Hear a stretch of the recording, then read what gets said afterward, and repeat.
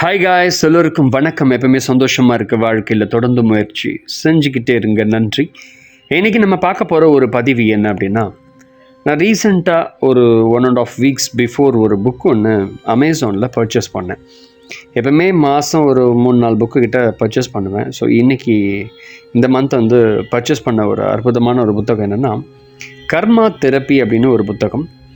Already ஏற்கனவே இதை first volume ஏற்கனவே நான் படித்து பார்த்தேன், நல்லா இருந்தது. ஸோ அதனால் திடீர்னு இந்த வால்யூம் வந்துச்சு. ஸோ அதனால் சரி வாங்கி பார்க்கலாமே அப்படின்னு சொல்லி பர்ச்சேஸ் பண்ணி படித்து பார்த்தேன். ரொம்ப அற்புதமான பல தகவல்கள் இந்த புத்தகத்தில் இருந்தது. அதாவது கர்மா மேல் யாரெல்லாம் நம்பிக்கை கொண்டு இருக்கிறீர்களோ, கர்மத்திலிருந்து சீக்கிரமாக நீங்கள் விடுதலை அடையணும் யாரெல்லாம் நினைக்கிறீங்களோ, அதுக்கான ஒரு புரிதலை இந்த புத்தகத்தில் ரொம்ப அற்புதமாக தெளிவாக இருக்குது. அது மட்டும் இல்லாமல் சித்தர்கள் கூட சம்மந்தப்பட்ட விஷயங்கள், பல விஷயங்கள் இந்த புத்தகத்தில் இருக்குது. பல பாடல்கள், அதனுடைய பாடல்கள் தான் அதோடைய ப்ரூஃப். அந்த ப்ரூஃப் படி அதில் இருக்கக்கூடிய என்னென்ன விஷயங்கள், பரிபாஷையில் சொல்லப்பட்ட பல விதமான ரகசியங்களுக்கான தெளிவு இந்த புத்தகத்தில் இருக்கக்கூட. நான் முழுசாக அந்த புத்தகத்தை படித்தேன். ஸோ அதனால் ஒரு வீடியோவாக போடலாமே, ஸோ நிறைய பேருக்கு யூஸ்ஃபுல்லாக இருக்கும்னு சொல்லி ஒரு சின்ன ஒரு பதிவு தான் இது. ஸோ கடைசி வரைக்கும் பாருங்கள், அப்போ தான் உங்களுக்கு அந்த புத்தகத்தினுடைய கான்செப்ட் என்னென்னு உங்களுக்கு புரியும் கூட.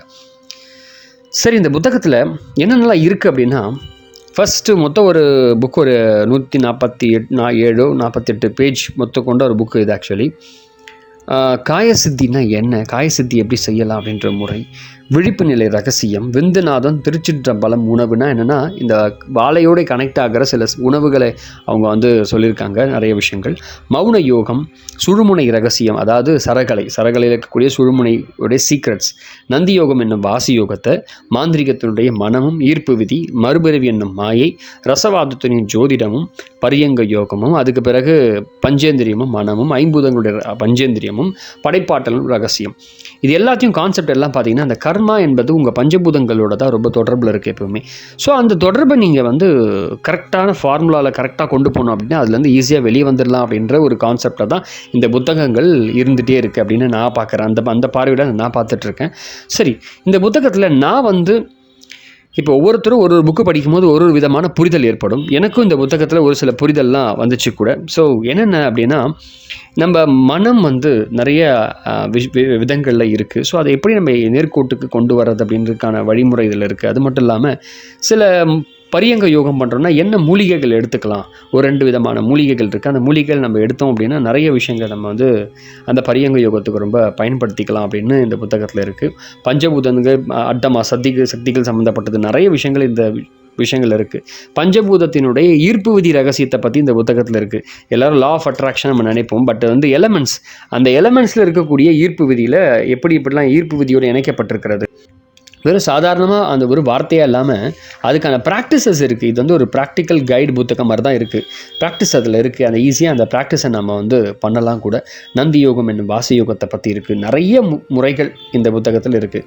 ஸோ நான் பார்த்த வரைக்கும் சில ஒரு வித்தியாசமான ஒரு கண்ணோட்டத்தில் இந்த புத்தகம் இருக்கக்கூட. உதாரணம், இந்த புத்தகத்தை படிச்சுட்டு இருக்கும்போது அதில் ஒரு சில தெளிவு என்னென்னா, ஒரு புது இன்ஃபர்மேஷன்ஸ், ஊமை எழுத்து ரகசியம் அப்படின்னு ஒன்று இருக்குது. ஊமை எழுத்து ரகசியம்னா என்னென்னா, ஊமை எழுத்து அப்படின்னா ஒரு புள்ளி தான் அப்படின்னு நான் நினச்சிட்டு இருந்தேன். ஒரு புள்ளி தான் ஊமை எழுத்து. அது என்ன சொல்லலாம்னா, மான்னு சொல்லலாம், இம்முன்னு சொல்லலாம், மந்திரம் இம்முன்னு சொல்லுவோம். ஆனால் அது ரெண்டுமே ஊமை எழுத்து இல்லை. இதை பற்றி மச்சமுனி இந்த ஊமை எழுத்தை எப்படி ப்ராக்டிஸ் பண்ணணும் என்னன்னு சொல்லி தெளிவாக இதில் கொடுத்துருக்கிறாரு இந்த புத்தகத்தில். மச்சமுனி சித்தர் என்ன சொல்லியிருக்கிறார் அப்படின்ற முறை இந்த புத்தகத்தில் இருக்குது. அது மட்டும் இல்லாமல் கண்களில் ஒரு சீக்ரெட்ஸுக்கு நம்ம கண்ணுக்குள்ளேயும் 8னா அதாவது நம்முடைய வலது கண், 2னா நம்முடைய இடது கண், 2ம் கூட்டணும் அப்படின்னா 10. அப்போ 10வது கண் எங்கே இருக்குது, அந்த கண்ணுடைய கலர் என்ன, 3வது கண் அங்கே தான் இருக்கா. ஸோ இதனுடைய சீக்ரெட்ஸு இந்த புக்கில் இருக்கக்கூட. ஸோ நீங்கள் படித்து பார்த்தா தான் உங்களுக்கு புரியும். அதே போல் நம்ம துரியத்தில் நிறைய பேர் வந்து மெடிடேட் பண்ணுவாங்க. இப்போயும் நிறைய பேர் பண்ணிகிட்ருக்காங்க. அது தப்பு, ஏன் தப்பு அப்படின்னு சொல்லி சித்தர்கள் பாடல்களோட தெளிவாக இந்த புத்தகம் இருக்கக்கூட. ஸோ குண்டலினி சக்தி எங்கே இருக்குது, ஸோ அது எப்படி ஆக்டிவேட் ஆகுது, எப்படி ஈஸியாக ஆக்டிவேட் பண்ணலான்னு, அதை ஆக்டிவேட் பண்ணால் உங்கள் கர்மங்கள்லாம் எப்படி தீரும் அப்படின்ற ஒரு கான்செப்டில் இந்த புத்தகத்தில் தெளிவு இருக்குது. அது மட்டும் இல்லாமல் இப்போ இருக்க காலகட்டத்தில் நாக்கு அப்படியே மேலே வச்சு அண்ணாக்கள் மேலே வச்சு கேசரி அந்த நம்ம ப்ராக்டிஸ் பண்ணுவோம். அதை வந்து அது என்ன சொல்லுவாங்கன்னா, நாக்கை மேலே வச்சு அண்ணாக்கை அடைச்சி அதை பயிற்சி செய்வாங்க. அதே போல் உண்ணாக்கை மேலும் கீழமாக அசைச்சி பயிற்சி செய்தோம். அந்த உண்ணாக்கு பக்கத்தில் 10வது வாசல் இருக்குது அப்படின்னு சொல்லி, அங்கே ஒரு தொலை இருக்குது அப்படின்னு சொல்லி, ஒரு காற்று மேலேயும் கீழே இறங்கின்னு இருக்கும் அப்படின்னு சொல்லி, இதை பயிற்சி செய்யுங்க அப்படின்னு சொல்லி சொல்லுவாங்க. அது தவறுன்னு சொல்லி இந்த புத்தகத்தில் இருக்குது. இதை பற்றி ஏன் எப்படி ஒரு தவறுன்னு சொல்லலாம் அப்படின்னு நம்ம யோசிக்கும் போது அதுக்கான பாடல்கள் அவர் கொடுக்குறாரு. நிறைய பாடல்கள், அதாவது இந்த புத்தகம் என்ன சொல்லுது அப்படின்னா, காகபூஜன்ற மகரிஷி என்ன ஒரு நிறைய பாடல்களுக்கு அர்த்தம் கொடுக்குறாங்க. ஸோ வாசியோகம் என்ன, வாசியோகத்தை எப்படி பயன்படுத்துறது அப்படின்ற ஒரு முழு பதிவுன்னு சொல்ல முடியாது. அது எப்படி ப்ராக்டிஸ் பண்ணலாம், அதில் இருக்கக்கூடிய தவறுகள் என்னெல்லாம் ப்ராக்டிஸ் பண்ணி எதெல்லாம் பாதிப்பாகிறதுக்கான விஷயத்தை இந்த புத்தகத்தில் இருக்கக்கூட. ஸோ அது எப்படி பண்ணலாம் அப்படின்ற முறையும் இருக்குது. அது மட்டும் இல்லாமல் சரகலையில் இருக்கக்கூடிய சுழுமுனை ரகசியம், சந்திர நாடி, சூரிய நாடி, அதுக்கப்புறம் இரு நாடி, இந்த இரு நாடிகளுக்கும் உள்ளே இருக்கக்கூடிய அது எங்கே இருக்குது அப்படின்னா, இது வரைக்கும் யாருக்கும் நிறைய பேருக்கு தெரியாது. தன்னை குருவாக நிறைய பேர் சொல்லிக்கிறவங்க கூட அந்த நாடி எங்கே இருக்குது நிறைய பேருக்கு தெரியாது கூட. ஆனால் கடைப்பிள்ளை சித்தர் இதை தெளிவாக எங்கே இருக்குது, அது என்ன நடந்துட்டுருக்கு அப்படின்ற பல விஷயங்கள் இந்த புத்தகத்தில் சொல்லியிருக்காங்க கூட. அந்த நாதம், நிறைய சத்தங்கள்லாம் கேட்போம். நம்ம நிறையா டெய்லி ப்ராக்டிஸ் பண்ணும்போது, மெடிடேட் பண்ணும்போது நிறைய சத்தம் கேட்கறதுக்குன்னே நிறைய ப்ராக்டிசஸ்லாம் இருக்குது. அதெல்லாம் பண்ணாதீங்க, அதெல்லாம் பண்ணால் பிரச்சனை வந்துச்சு, அது எப்படி வெளியே வர்றதுக்கான சில காரியங்கள்லாம் சொல்லியிருக்காங்க கூட. இந்த மாதிரி பல விஷயங்கள் இந்த ஒரு நூலில் இருக்குது. ஸோ எனக்கு ஒரு புது அனுபவம் இருந்துச்சு. ஓகே, நல்ல ஆத்தர் நல்லா எழுதியிருக்க இந்த புத்தகத்தை. ஸோ ஏற்கனவே ஃபஸ்ட்டு வால்யூம் படித்ததுனால சரி, இந்த கண்டினியூவாக இந்த வால்யூம்லும் ஏதாவது ஒரு விஷயங்கள் இருக்கும் அப்படின்னு சொல்லி நான் வந்து அந்த புத்தகத்தை படித்து பார்த்தேன். இந்த புக்கு வந்து கொஞ்சம் ஸ்பிரிச்சுவலாக இருக்கக்கூடிய பல பேருக்கு ரொம்ப ஹெல்ப்ஃபுல்லாக இருக்கும். நிறைய பேர் தப்பாக செஞ்சிட்ருவங்களுக்கு ரொம்ப ரொம்ப ஹெல்ப்ஃபுல்லாக இருக்கும். அண்ட் ஒரு தெளிவு இந்த புத்தகத்தில் அதாவது கர்மா மேல் நம்பிக்கை கொண்டவர்களுக்கு இந்த புத்தகம் சமர்ப்பணம். யாரெல்லாம் கர்மா மேல் நம்பிக்கை வச்சுருக்கீங்களோ இந்த புத்தகம் உங்களுக்கு ரொம்ப யூஸ்ஃபுல்லாக இருக்கும். ஸோ இந்த புத்தகத்தை நீங்கள் படிக்கிறீங்க, ஃபஸ்ட் டைம் நீங்கள் பார்க்குறீங்க அப்படின்னா, செகண்ட் வால்யூம் படிக்கிறீங்கன்னா ஃபஸ்ட் வால்யூமும் இதை படித்து பாருங்கள். ஏன்னா ஏற்கனவே ஃபஸ்ட் வால்யூம் நான் படிச்சிருக்கேன், நல்லா இருந்தது. அதனால தான் இந்த புத்தகத்தை நான் வந்து பர்ச்சேஸ் பண்ணேன். ஸோ நான் என்னோட டிஸ்கிரிப்ஷனில் பார்த்தீங்கன்னா ஃபஸ்ட்டு வால்யூமும் அதோடைய லிங்க்கும் நான் எப்படி வாங்கினேன் அப்படின்னா, அமேசானில் லிங்க்கு.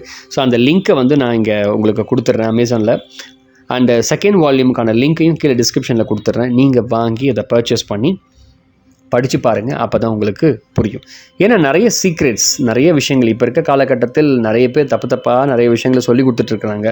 பட் அதெல்லாம் வந்து அதை உடைக்கிறதுக்கான ஒரு புக்காக தான் இது இருக்கும் கூட. ஸோ இன்னொரு விஷயம், இதை எழுதின ஆத்தர் யாருன்னா ஷேக் நஜீர் அப்படின்னு சொல்லக்கூடிய ஒருவர். அவர் MD அக்கு இயற்கை வாழ்வியல் மருத்துவர் கூட, திருநெல்வேலியில் இருக்கிறார், நூலாசிரியர். ஸோ அவர் தான் இதை புத்தகத்தை எழுதியிருக்கிறாரு. ஸோ ஓகே, நன்றி. ஆனால் சின்ன ஒரு வருத்தம், எப்பவுமே ஒரு சில புத்தகத்தில் நெகட்டிவும் சொல்லணும், பாசிட்டிவும் சொல்லணும்ல. என்னுடைய நெகட்டிவ் என்ன அப்படின்னா, இந்த புத்தகத்தில் எனக்கு கொஞ்சம் கஷ்டமாக இருந்தது என்னென்னா, எல்லாமே நல்லா இருக்குது. ஆனால் புத்தகத்தில் வந்து ஒரு சின்ன ஒரு வருத்தம் என்னென்னா, சித்தர்கள் பாடல்களில், இப்போ உதாரணம் கருவூரா சித்தர் இதை சொல்லியிருக்காரு அப்படின்னா, கருவூரா சித்தர் எந்த பாடல் எந்த இடத்துல சொன்னார், எந்த நூல், அந்த நூலுக்கு அதுக்கப்புறம் என்ன பாடல் நம்பர், அதெல்லாம் இருந்தால் நல்லா இருந்திருக்கும்.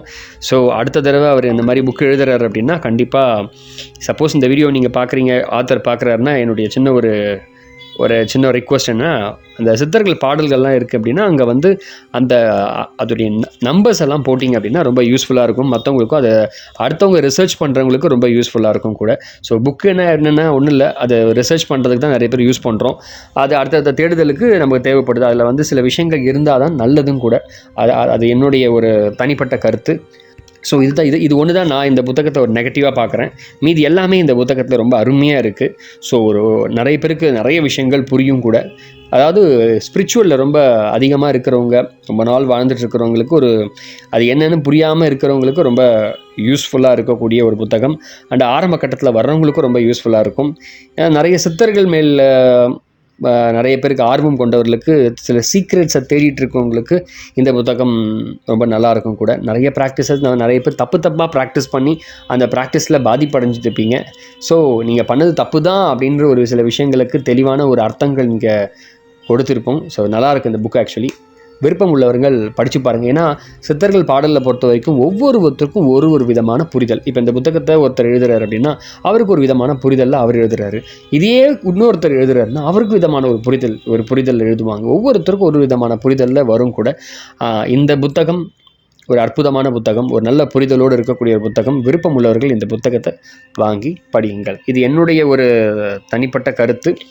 நான் ஒரு தடவை படிக்கும்போது எனக்கு ரொம்ப எனக்கு கொஞ்சம் கனெக்ட் ஆனால் மட்டும்தான் நான் அந்த புத்தகத்தை பற்றி தானே சில விஷயங்களை சொல்லுவேன். இல்லைன்னா அதை பற்றி எப்பவுமே மந்த்லி 3 புக்ஸ் கிட்ட வாங்குவேன். அதில் வந்து ஏதாவது ஒன்று இல்லது ஒரு 2 3 மாதத்துக்கு ஒரு ஏதாவது ஒரு புக்கு தான் நல்லாயிருக்கும், மீதி எதுவும் அப்படி இருக்காது. ஸோ அதில் நான் என்னுடைய கலெக்ஷனில் வந்த ஒரு புத்தகம் நல்லா இருந்தது. அதனால் இந்த புக்கை ஒரு வீடியோவாக பப்ளிஷ் பண்ணலாமே அப்படின்ற ஐடியாவில் பப்ளிஷ் பண்ணுறேன். ஸோ உங்களுக்கு விருப்பம் இருந்தால் இந்த கர்மாவில் நம்பிக்கை உள்ளவர்கள் இந்த புத்தகத்தை வாங்கி படியுங்கள். சித்தர்கள் மேல் நிறைய விஷயத்தை தேடுதலில் இருக்கிறவங்க இந்த புக்கை வாங்கி படியுங்கள். எனக்கு ரொம்ப புது இன்ஃபர்மேஷன் தகவலாக இருந்தது, அதனால் நான் இந்த பதிவை உங்களுக்காக கொடுத்துருக்கேன். மிக்க நன்றி. அடுத்த பதிவு வேறு ஒரு புக்கு. இப்போ நியூவாக ஒரு புக்கு வந்து இப்போ தான் வந்து லேட்டஸ்ட்டாக வந்து பர்ச்சேஸ் பண்ணேன். ஸோ படிச்சுட்ருக்கேன், அது இன்னும் முடியல. அது ரொம்ப அற்புதமான புத்தகம். அடுத்த பதிவில் அந்த புத்தகத்தை பற்றி நம்ம வந்து பார்க்கலாம். Thank you very much. நன்றி. மறக்காமல் ஃபஸ்ட் டைம் வீடியோ பார்க்குறீங்கன்னா மறக்காமல் சப்ஸ்கிரைப் பண்ணுங்கள். அப்போ தான் அடுத்த வீடியோ உங்களுக்காக வரும். நிறைய பேருக்கு வீடியோவை ஷேர் பண்ணுங்கள் கூட. நன்றி. இந்த புத்தகத்தை குறித்ததான தனிப்பட்ட கருத்து இது என்னுடையது. மிக்க நன்றி.